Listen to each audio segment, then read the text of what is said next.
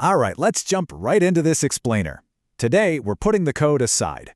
We are doing a purely conceptual orientation on probability. We're going to literally draw the map, stroke by stroke. Almost every single risk question you are ever going to encounter as an engineer really just comes down to a few basic rules applied very carefully. So let's look squarely at those rules. Let's just drop straight into a practical dilemma, right into the physical reality of it. Picture this, you're working on a confectionery line. Somehow, 8,000 red vines have been accidentally mixed into a massive batch of 10,000 Twizzlers. Total nightmare, right?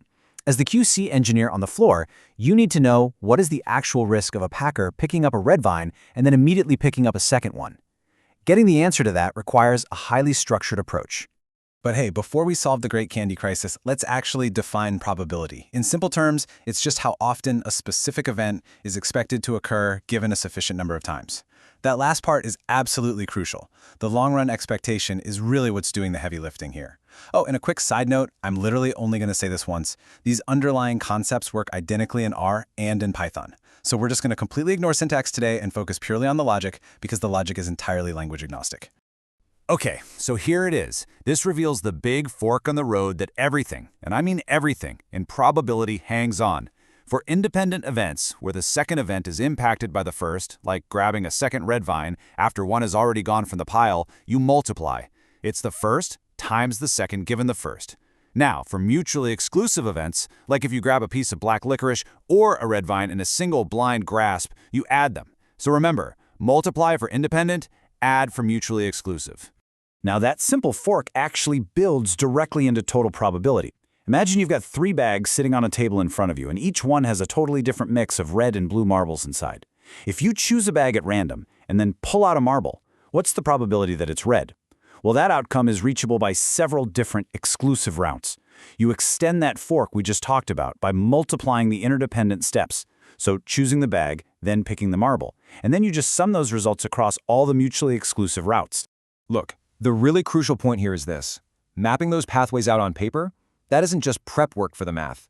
Visualizing the branches, stroke by stroke, is the actual work. Once you've accurately diagrammed the routes, the rest is honestly just trivial arithmetic. If you don't map the pathways first, there is literally no amount of careful algebra that will save you from a structural error. And well, that brings us right to Bayes' rule. Let's completely flatten the peak of this mountain right now.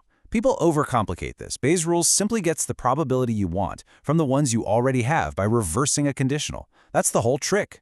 It's just an identity built directly from the multiplication and addition rules we literally just went over. It is definitely not some exotic new technique.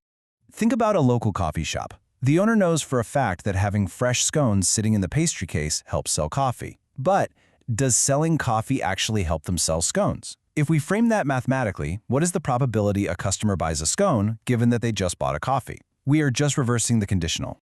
How you solve that entirely depends on the state of your information.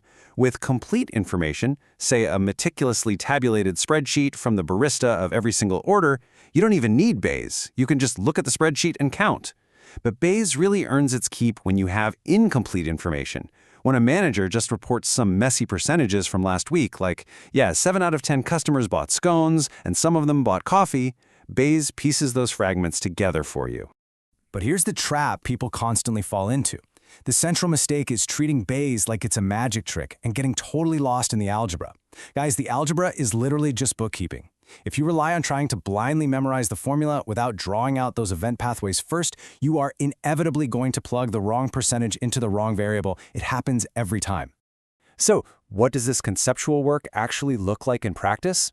Well, a sensible result comes from strict structural discipline, like using the complement form for parallel systems. A highly suspicious result? That happens when you use simple addition for non-mutually exclusive events. Think about it. If your math suddenly spits out a 115% chance of an event happening, you didn't just make a rounding error. You structurally mapped reality wrong. Dead giveaway. At the end of the day, the math is definitely not what's going to trip you up. The hard part, the actual work, is staring at a physical system and deciding whether those specific events are independent or mutually exclusive. Because if you map the structure wrong, the algebra will happily churn through the numbers and give you a completely meaningless answer. The only real question you need to ask yourself is, are you drawing the right map?